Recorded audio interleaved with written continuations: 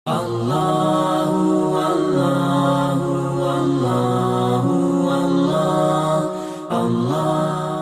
Juga ada satu makalah mengatakan man kana yawmuhu khairan min amsin fa huwa rabi.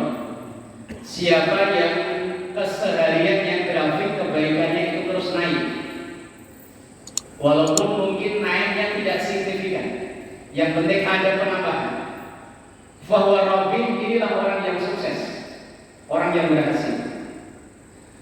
Tapi wa man kana yawmuhu sawa'an min amsin, siapa yang kesehariannya stagnan, begitu-begitu saja, nggak ada perubahan, berhenti di satu titik, maka fahuwa khasir, orang ini termasuk yang rugi. Loh, bisa bertahan kok rugi? Rugi umur, rugi waktu. Karena umur kita tidak semakin panjang, waktu kita tidak semakin luas. Semakin hari semakin sempit kesempatan. Kalau tidak ada grafik kenaikan, ya rugi. Apalagi wa man kana yawmuhu syarran min amsi, seseorang yang justru kebaikannya menurun. Tahun kemarin ibadah Ramadan bisa full, tahun ini malah berkurang padahal tidak ada udzur apa-apa. Wa huwa mal'un, ini ciri hamba yang terlaknat. Nauzubillah wal iyadzubillah, kita semoga tidak termasuk hamba yang semakin menurun. Terkadang keadaan dijadikan alasan, dengan alasan kondisi seperti ini kan dimaklum nggak ke masjid, kondisi seperti ini kan dimaklum kita nggak hadir taklim.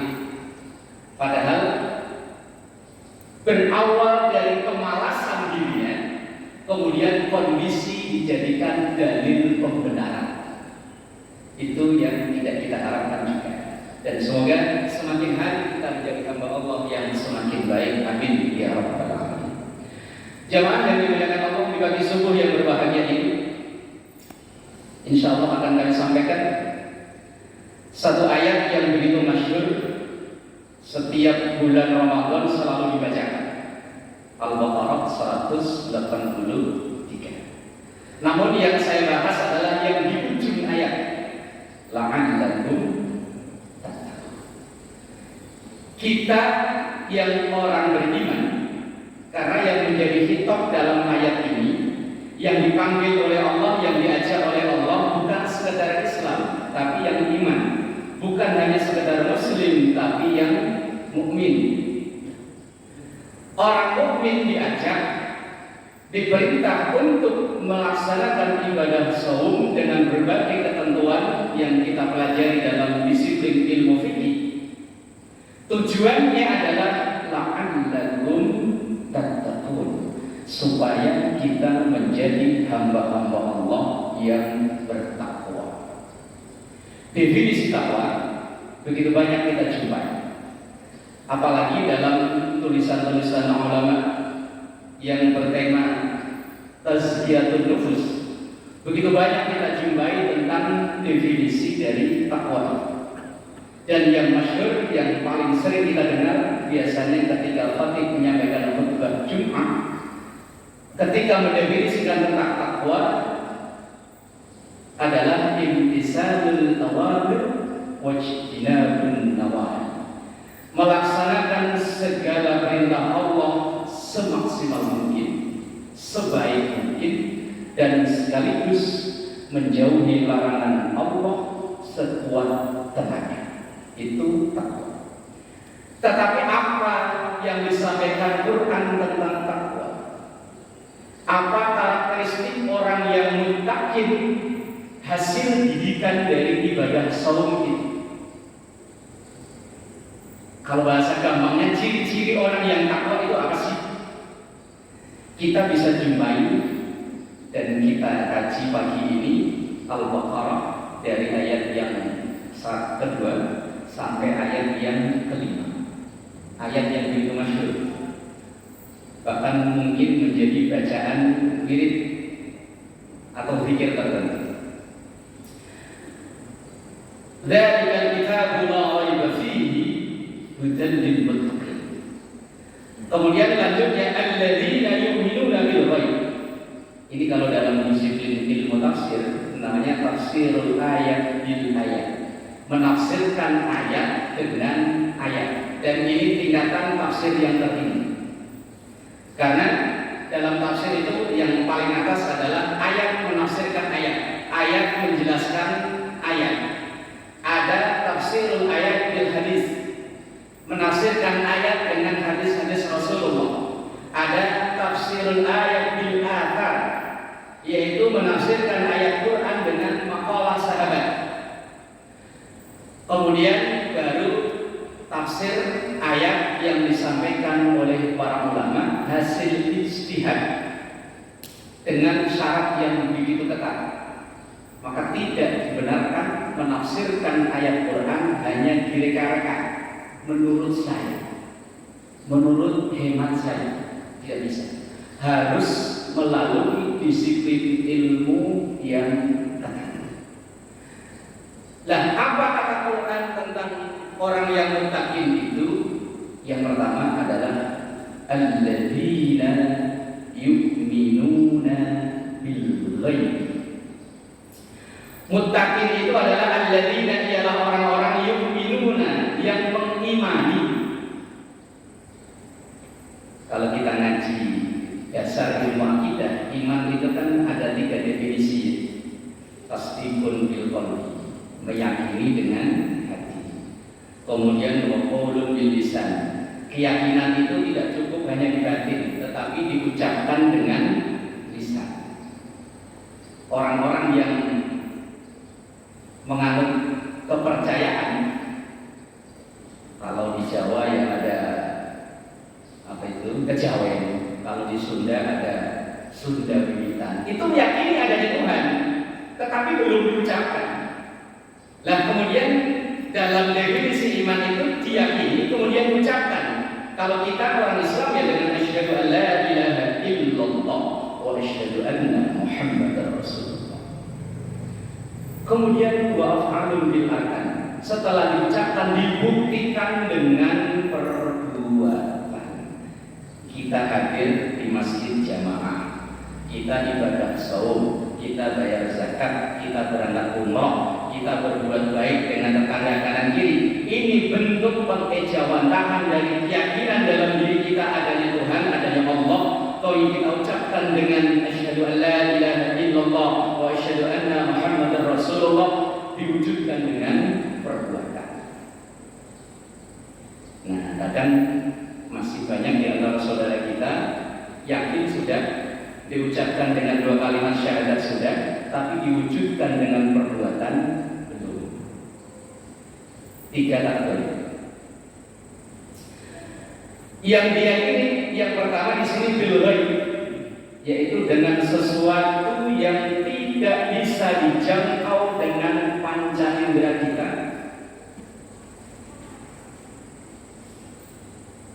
Ghaib di sini adalah sesuatu yang tidak mungkin, bukan tidak mungkin, tidak bisa dijangkau oleh panca indera kita. Bahkan rukun iman yang diyakini sebagai Ahlus Sunnah wal Jamaah, karena dalam kelompok lain rukun iman itu tidak sama.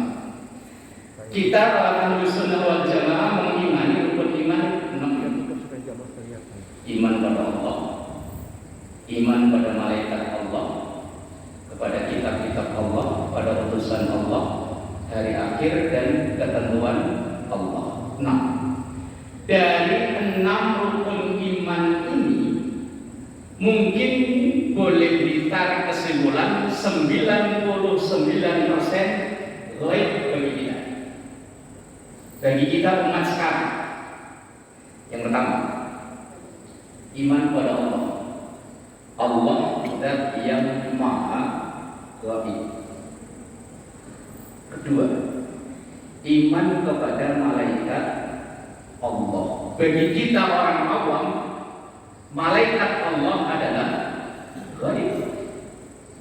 Memang dulu ada orang yang ngaku-ngaku bininya malaikat, tapi beberapa hari yang lalu ada kabar dan meninggal. Untung itu ngaku bininya Jibril. Kalau dia ngaku dirinya Israel, malaikat mau, polisi mau nangkap langsung ditakut-takutin. Awas, saya bilangin suami saya. Ngaku-ngaku. Bagi kita malaikat gaib. Yang ketiga, iman kepada kitab-kitab Allah. Kitab-kitab Allah yang wajib kita imani ada 4.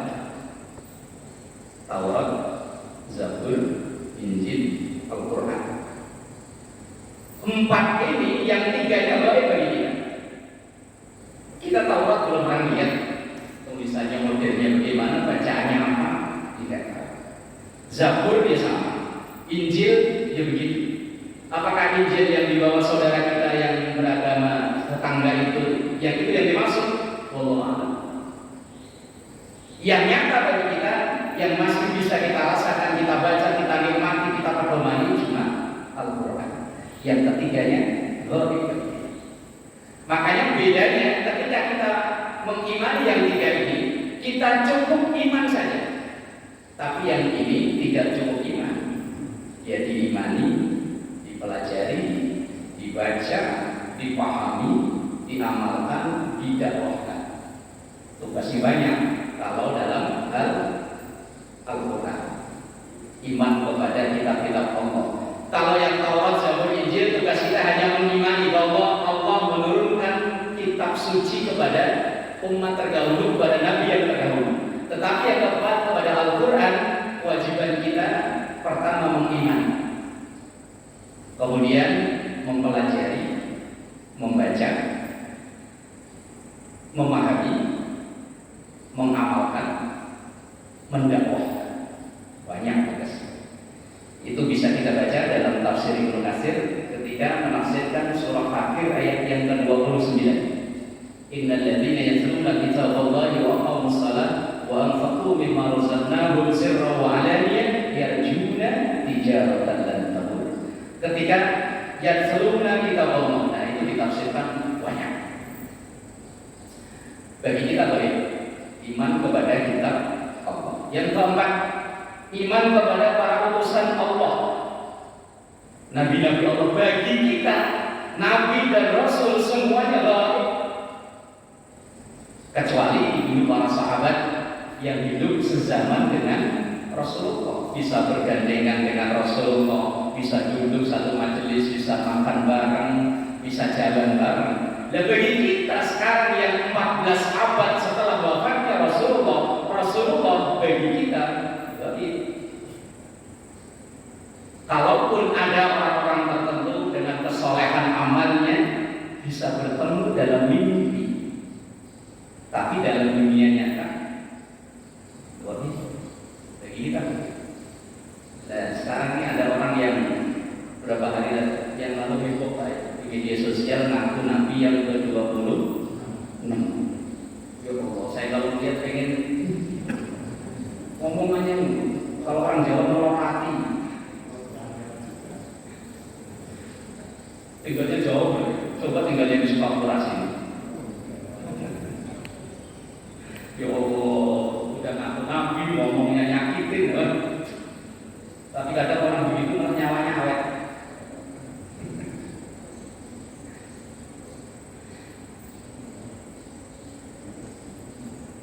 Yang kelima, iman kepada hari akhir. Hari akhir, hari kiamat bagi kita loh. Dulu pernah ada yang meramalkan katanya kiamat tanggal 12 bulan 12 tahun 2012. Yang ramal orangnya udah mati meninggal.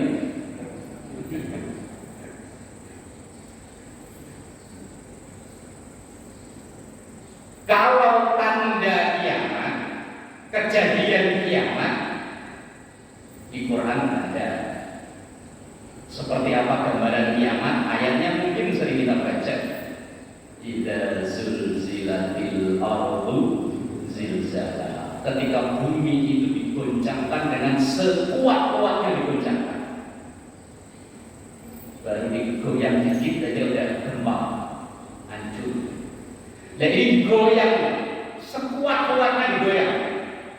Kalau gempa itu mungkin hanya disentil dikit, geser dikit peredaran dalam porosnya udah tidak karuan. Lah ini idza zulzilatil ardu zilzala. Kalau digoncang kayak seperti itu, wa akhrajatil ardu asqala. Dari bumi semua yang ada dalam perut bumi keluar. Kalau dikocok-kocok begini kan keluar. Gambarannya di surat lain, al-qari'atu mal-qari'ah wa ma adraka mal-qari'ah. Gambaran kiamat udah dikasih tahu. Kapan kiamat? Wallahu a'lam. Kalau kita baca dalam hadis-hadis Rasulullah, memang tanda kiamat itu seakan sekarang sudah semakin dekat. Semakin dekat. Banyak kita jumpai dalam hadis min asyratis sa'ah. Kalau Rasulullah ditanya tentang tanda kiamat, beliau akan selalu menjawab. Tetapi kalau ditanya mata sa'ah kapan, beliau menjawab.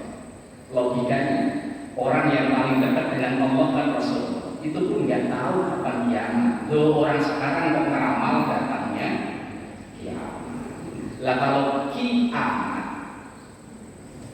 mungkin banyak yang tahu datangnya dari mana, rumahnya mana, kiamat. Kalau kiamat, wallahu a'lam. Yang keenam, yang termasuk doa itu, rukun iman itu, ketentuan Allah, qada dan qadar. Bagi kita juga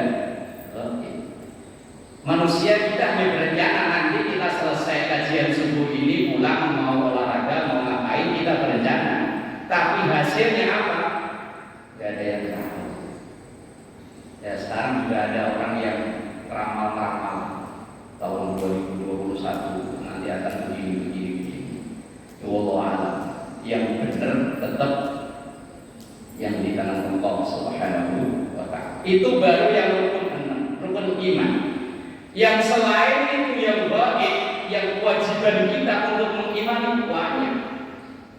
Alam kubur. Kalau kuburan bisa kita lihat, tapi alam kubur tidak bisa. Dulu katanya ada sekelompok peneliti mau meneliti alam kubur. Benar nggak orang yang meninggal itu ada pertanyaan mungkar nakir, sehingga ketika orang dikubur dipasangin alat perekam. Kewajiban kita tentang hal-hal yang begitu hanya mengimani, nggak perlu untuk dibuktikan. Kita terhadap yang disampaikan oleh Quran, sami'na wa ata'na. Ini sekarang sami'na wa ata'na. Saya dengar, tapi saya lawan. Banyak kita yang gitu. Sami'na wa ata'na. Alam kubur bagi kita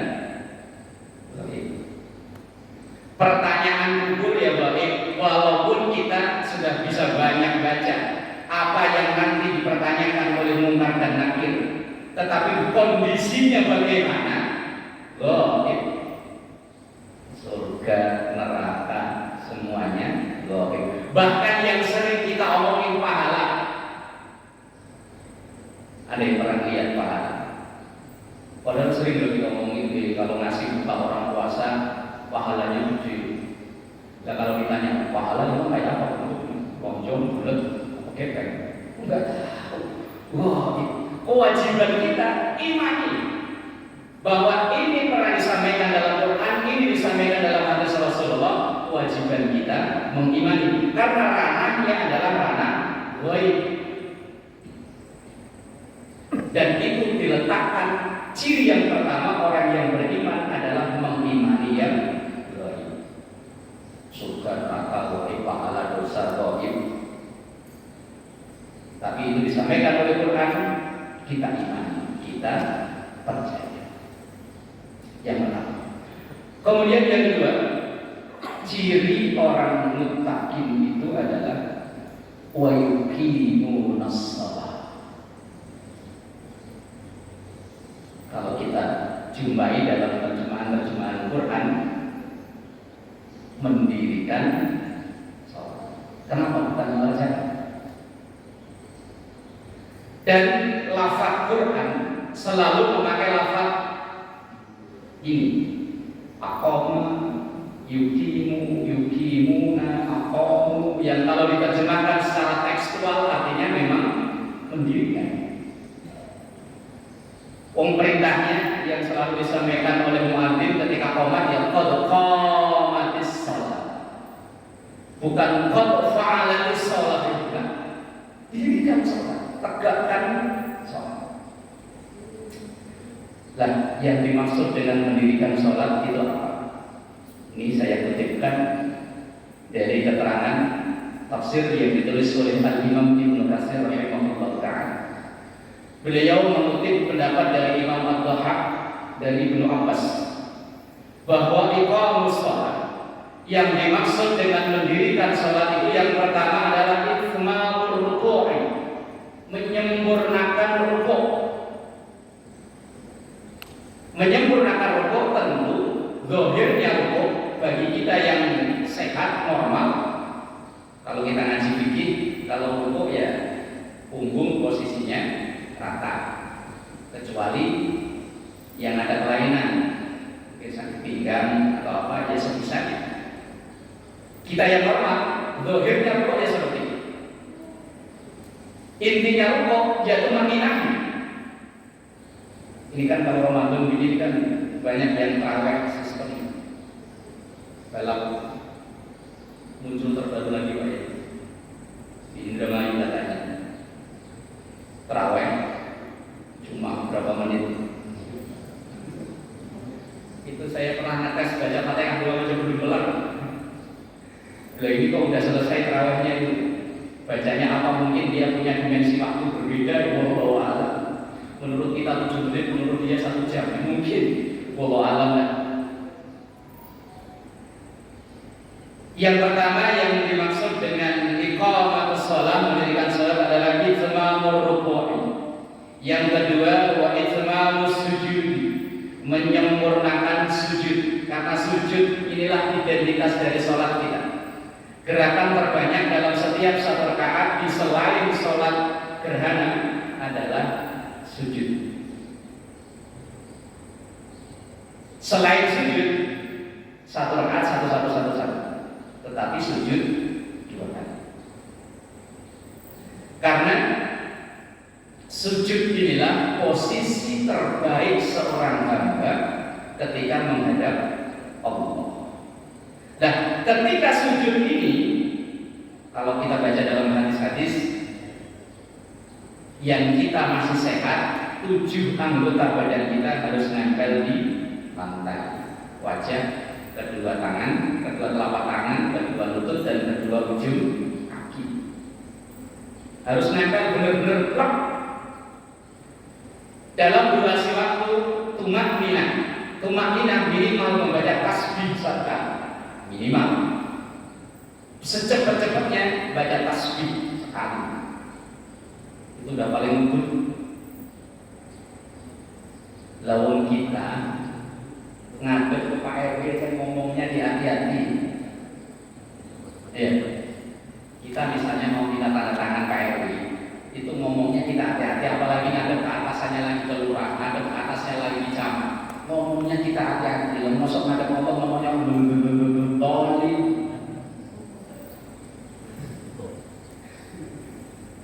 Ayo. Kita menghadap sesama manusia aja ngomongnya kita bikin serapi mungkin. Saya ngomongnya ini kan saya bikin serapi mungkin supaya dipaham. Ya ini menghadap Allah. Ya memang Allah Maha Paham. Allah Maha Paham. Tapi masuk kita begini. Makanya kadang saya sering yang kritis itu ketika orang sholat memakai baju seadanya. Walaupun itu tidak salah, tetapi kan logikanya kita mau sholat, kita mau kondangan kan? Kondangan itu kan cuma makan nasi sepiring sama pisang atu. Apalagi yang mohon maaf ibu-ibu dandannya ya Allah, udah berdiri di depan lemari muter-muter, kadang udah keluar sendal nggak matching, tukar sepatu nggak matching, tukar. Udah mau menghadap Allah kok ala kadarnya.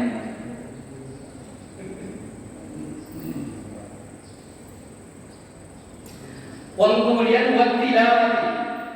Yang ketiga, dikategorikan mendirikan sholat itu itmamul tilawah, sempurnakan bacaan. Lalu bagaimana mau sempurna kalau ngebut kayak gitu? Koma atau gigi aja dua, belum yang lainnya. Kok begitu? Kalau kita lihat di ayat lain yang dinilai oleh Allah itu kan ahsanu amala. Alladzi khalaqal mauta wal hayata liyabluwakum ayyukum ahsanu amala. Bukan ahsanu, yang dinilai itu terbaik, bukan terbanyak. Nah, kadang kita ini yang diuber banyaknya. Makanya kalau uber banyak, sampai bacanya tidak ketahuan. Kadang kalau berpikir habis sholat kan subhanallah 33. Terus alhamdulillah 33. Allahu akbar 33. Karena kita pengen cepat kelar baca subhanallah tapi enggak kelihatan subhanallahnya. Cuma sub. Yang alhamdulillah yang kedengaran apa ini? Tidak ada. Yang Allahu akbar kedengaran apa? Makanya jangan disalahin anak-anak kita yang umur 3 tahun, 4 tahun kalau ditanya, "Dek, kalau kamu sholat bacanya kok begitu ya?" Saya lihat emak saya kalau sholat begitu. Ini yang harus diubah. Ya sudah usah moyo-moyo, orang bilang moyo. Santai aja. Subhanallah, subhanallah, subhanallah. Nah, itu kalau didengar anak kita yang ibu-ibu misalnya sholat di rumah, anaknya dengar kan langsung ikutin subhanallah. Lah kalau banyak cuma sub.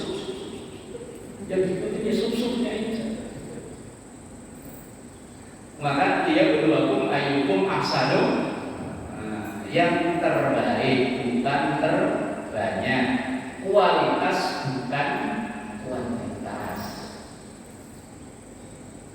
Kita Islam Indonesia ini kan menyanggulikan menang kuantitas, tapi kalah kualitas. Makanya walaupun jumlah kita banyak dikendalikan oleh mereka yang jumlahnya dikit. Kita cuma menang banyak doang. Biar banyak kalau disuruh nyatu juga tetap nggak bisa. Eker-ekeran dulu. Sempurnakan bacaan, apalagi yang bacaan wajib. Karena definisi sholat itu kan aqwalun wa af'alun muftatahatun bitakbir wa muftatahatun bitaslim. Bahwa sholat itu adalah beberapa bacaan, beberapa gerakan yang diawali dengan takbir, diakhiri dengan salam. Ada bacaan-bacaan wajib. Di saat bacaan wajib itu hati-hati. Fatihah wajib. Kalau kita ngaji kitab fikih yang paling dasar, kitab Safinah, itu sangat teliginya itu penulis kitab Safinah. Itu sampai tasdidnya dihitung, hurufnya dihitung. Tasdid jangan sampai kurang dari 14. Huruf jangan sampai kurang dari 145. Saking teliginya ini. Karena ini bacaan wajib. Lah kalau baca makhluk tadi tasdidnya kemana, hurufnya kemana? Bukan dalam kategori iqamatus shalah. Kemudian wal khusyuk.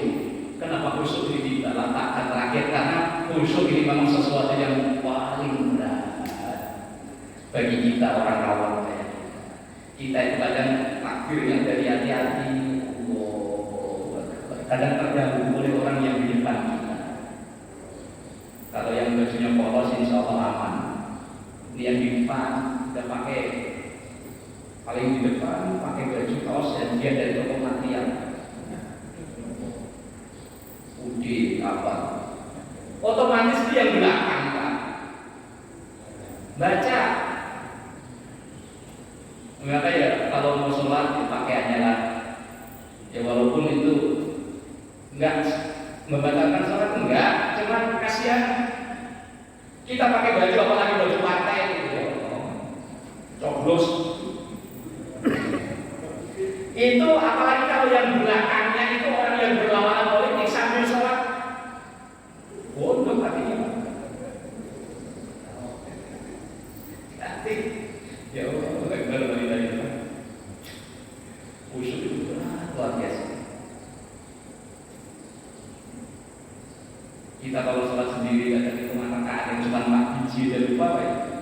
Dan kalau ngitung duit itu nggak pernah lupa ya.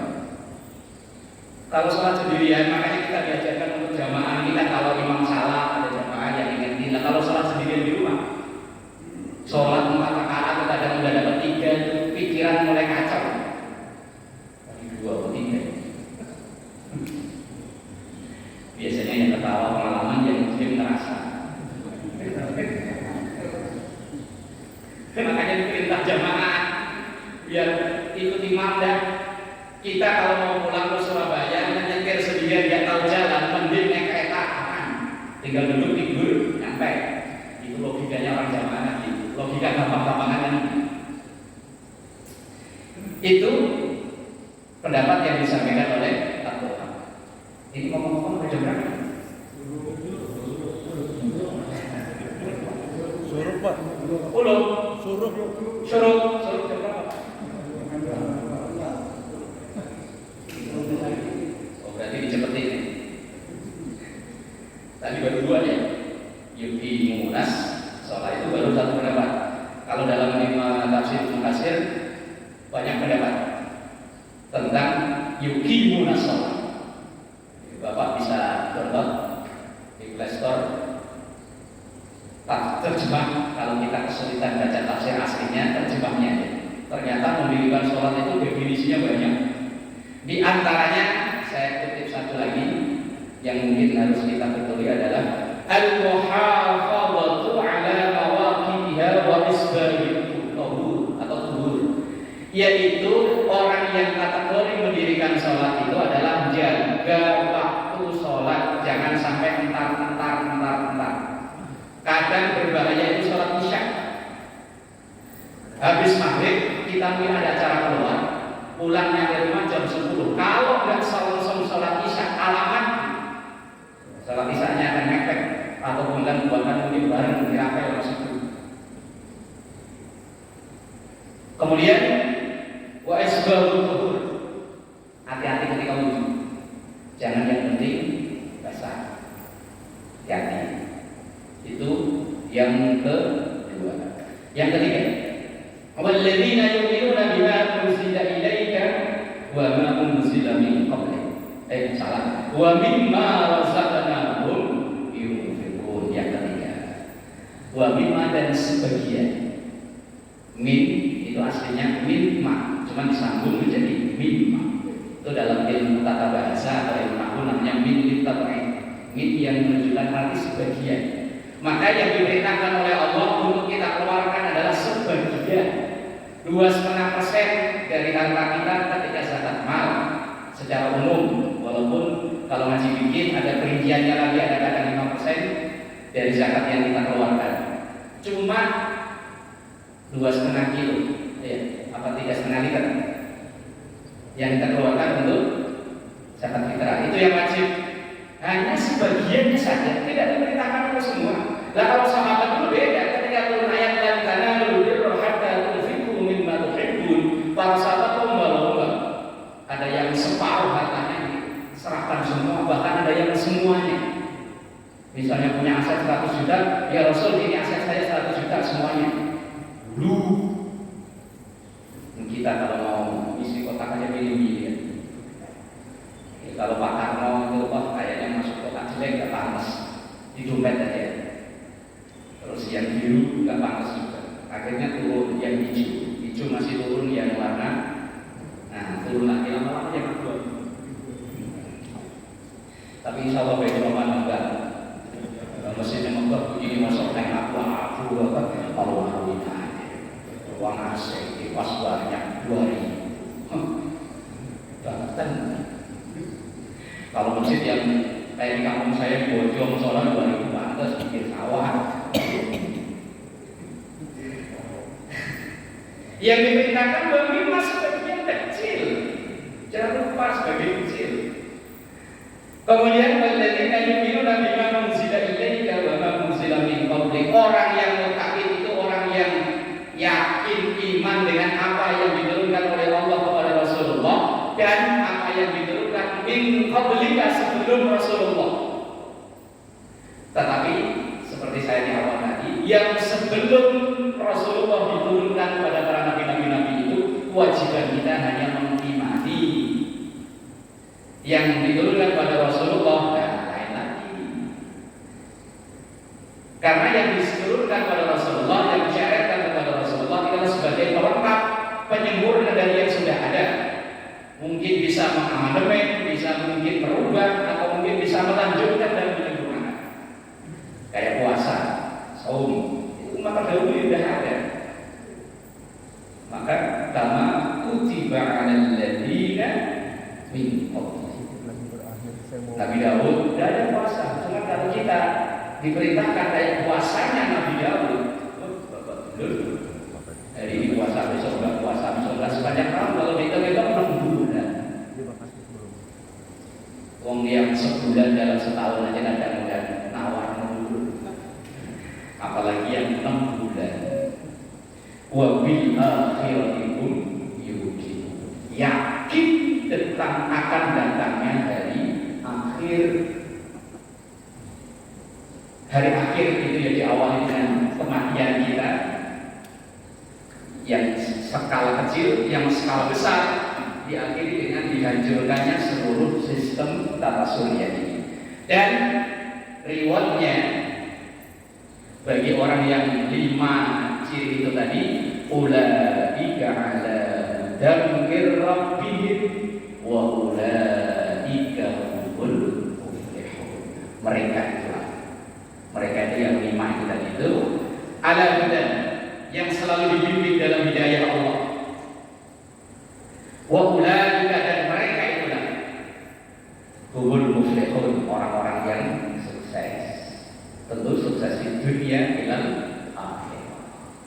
Lah harapan kita, saum yang kita lakukan tahun ini, tahun-tahun kemarin, dan insya Allah kalau kita dikasih panjang umur tahun depan dan tahun depannya lagi, membawa kita selalu dalam bimbingan hidayah Allah, dan juga membawa kita dalam kesuksesan yang muflihun itu tadi, minat dunia ilal akhirah. Amin ya rabbal alamin. Kiranya cukup sekian. Ada sesi tanya jawab, monggo silakan. Kalau bisa ya saya jawab, kalau nggak bisa ada guru saya di depan saya. Nah, jadi enaknya dulu, kalau nggak bisa pasrah sama guru. Monggo silakan. Assalamualaikum warahmatullahi wabarakatuh. Sama makhluk itu menentang Khalik, menentang Allah. Tetapi perintah apa juga dari Menteri Agama, ya perlu kita perjelas. Maksudnya doa dalam hal apa? Lah kalau kita mendoakan mereka supaya dapat hidayah, kan nggak ada larangan ya? Supaya mereka itu yang kurang ajar dengan Islam itu dapat hidayah. Bahkan sahabat Umar itu dapat hidayahnya kan ketika puncak-puncaknya membenci Islam. Makanya kadang saya kalau nonton YouTube orang-orang yang kurang ajar, moga-moga dia saat lagi di posisi benci, sebenci-bencinya itu dapat hidayah. Jadi dia perlu diperinci. Kalau dalam ilmu usul fikih dia perlu ditafsir, perintahnya itu perlu ditafsir. Berdoa dalam hal apa? Kalau berdoa supaya mereka dapat hidayah, kan nggak ada larangan. Lah kalau berdoa dalam hal yang lain, oh itu dia perlu kan ada ayat Rabbana ighfir lana wa li ikhwanina alladziina sabaquna bil iman. Yang kita doakan itu kalau dalam hal ini yang sudah mendahului kita, mendahului dalam keadaan membawa iman. Ya kalau yang tidak iman, ya wis, yang kita doakan ya lil muslimin wal muslimat wal mu'minin wal mu'minat. Tapi di satu sisi kalau supaya mereka memperoleh hidayah, ya ada bagusnya. Ya setiap ada instruksi atau apa yang kita cermati dulu. Instruksinya arahnya kemana nih? Kalau instruksinya arahnya nyampur-nyampur yang seharusnya tidak dicampur, ya tadi la ta'ata li makhluqin fi maksiatil khaliq. Tidak ada kewajiban kita untuk mematuhi sesama makhluk apabila makhluk itu menentang Khaliq. Sang Khaliq berarti Allah Subhanahu wa ta'ala. Wallahu a'lam. Semoga enggak puas. Kalau puas langsung berhenti ngajinya. Kalau enggak puas kan berarti masih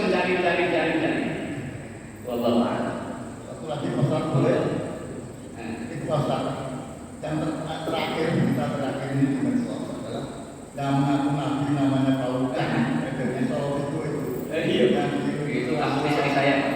Kristen itu Nah, itu kan udah menikahnya sama yang pertama. iya.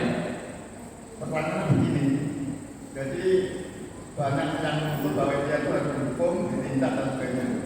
Tapi ada pemuda Kristen, golongan pemuda-pemuda boleh harus ditindak, tapi dia juga berkaitan bahwa ustaz-ustaz yang mendolimi katanya Kristen harus dihukum katanya. Apa ini mungkin jangan-jangan udah ada selesai gitu. Terima kasih, mohon tanggapannya. Ya, baru semalam saya baca tulisan. Justru tulisan ini malah dari aktivis Muslim. Aktivis Muslim cuma aktivis dalam tanda kutip. Pahamlah hidayah. Baru semalam tulisan itu di-share oleh dulu yang aktif di jaringan Islam Liberal, Ulil Absar. Ya kita tahu lah mereka jejaknya. Ya tadi, kenapa rame-rame nuntut dipolisikan, dipenjarakan orang-orang yang menghina Islam? Betapa banyak ustadz yang menghinakan Kristen, gitu aja. Dan kalau itu ya kita harus cermati lagi. Misalnya, ketika Ustadz Abdul Somad menyampaikan tentang patung itu kan dalam satu komunitas yang semuanya Muslim di ruang yang tertutup. Lah kalau yang ini kan ngomongnya di media sosial yang itu bisa diakses oleh siapa saja.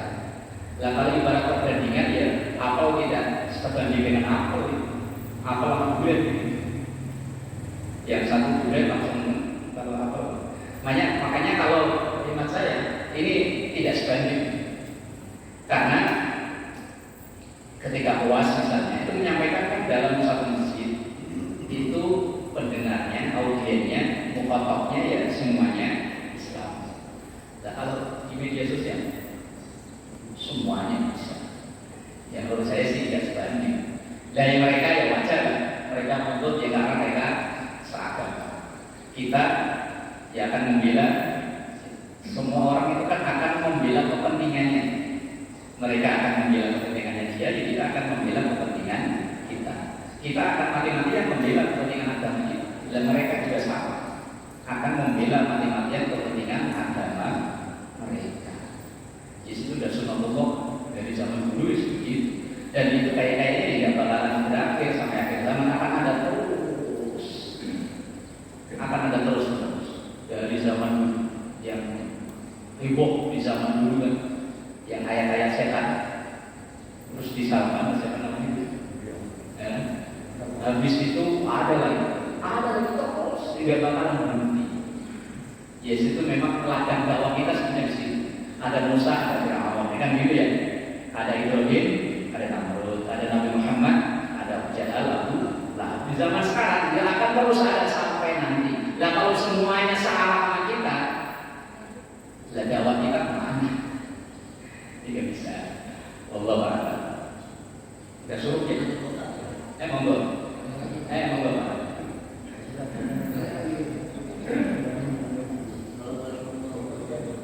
Waalaikumsalam warahmatullahi wabarakatuh.